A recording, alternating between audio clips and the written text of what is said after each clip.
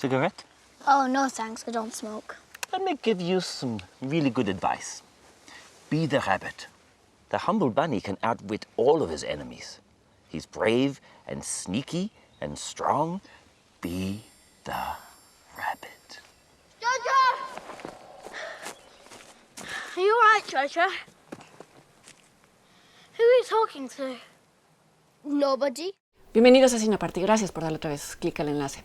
La semana pasada llegó a carteleras la película Jojo Rabbit del director neozelandés Taika Waititi. Esta película obtuvo el premio del público en el pasado festival de Toronto y este es un premio que suele funcionar como pronóstico del Oscar a la mejor película y es bastante confiable si revisan su historia. Por ejemplo, fue en Toronto que la película Green Book de Peter Farrelly obtuvo el premio del público e incluso durante el festival esto nadie lo veía venir. No creo que esto suceda con Jojo Rabbit, no creo que obtenga el Oscar en la mejor película, pero sí se encuentra entre las nominadas. Y en todo caso menciono Green Book porque creo que tiene algo en común con Jojo Rabbit y voy a hablar de ello hacia el final de la cápsula para poder justificarlo mejor. La premisa de Jojo Rabbit plantea algo que sin ningún desarrollo podría sonar escandaloso. Es la historia de un niño de 10 años que tiene como amigo imaginario nada menos que a Adolf Hitler. Y esto se debe a que Jojo es miembro de las juventudes hitlerianas. Esto transcurre en los últimos días de la Segunda Guerra Mundial. Y aunque Jojo no entiende bien los fundamentos del nazismo, gran parte de su adoctrinamiento consiste en enseñarlo a adorar ciegamente al Führer. La premisa, repito, es provocadora y sin embargo creo que a estas alturas todos sabemos de antemano que no habría forma concebible de representar a Hitler de una manera que no fuera satírica o directamente negativa y crítica, y esto es cierto también para Jojo Rabbit.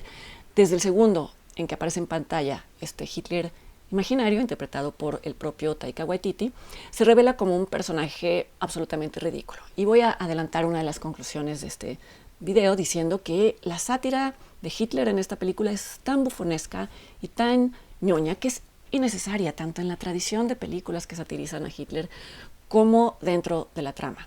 No es una sátira lo suficientemente aguda como para justificar traerlo a colación y, repito, el argumento podría haberse desarrollado sin este personaje y entonces sí su presencia se siente gratuita y por lo tanto sí se siente como una falsa provocación.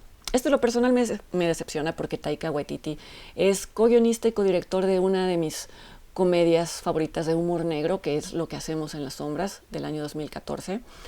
No sé, supongo que era mucha la presión para de inmediato volver grotesco a Hitler y que no había cabida entonces para el trazo fino, pero las buenas sátiras exigen un trazo fino y entonces si esto no se iba a llevar a cabo, ¿para qué jugar con fuego?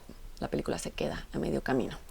Hay una decisión arriesgada de Waititi que sí vale la pena reconocerse. Y es que, como ya mencioné, hay películas que han satirizado a Hitler, como El Gran Dictador de Chaplin, o como en la película los productores de Mel Brooks, dentro de la película hay un número musical llamado Springtime for Hitler.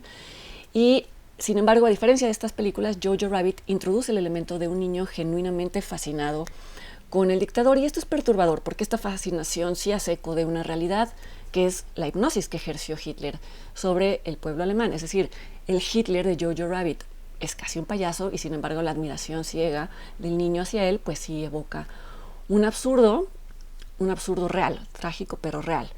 La caracterización bufonesca de Hitler se extiende al resto de los nazis. En las primeras secuencias de Jojo Rabbit se muestra a Jojo en el campamento de las juventudes hitlerianas y una vez más hay tanta urgencia por volver inofensivo este tema que el humor resulta poco trabajado, incluso infantil.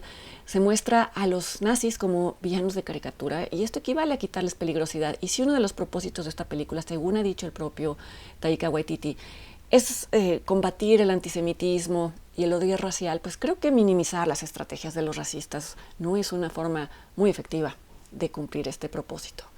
Decía que el argumento podría fácilmente haber prescindido de la figura de Hitler. Me refiero al relato central de la historia, que no es siquiera el adoctrinamiento de Jojo, sino el descubrimiento de que su madre, interpretada por Scarlett Johansson, tiene escondido al enemigo, y entre comillas enemigo, en una habitación escondida de la casa.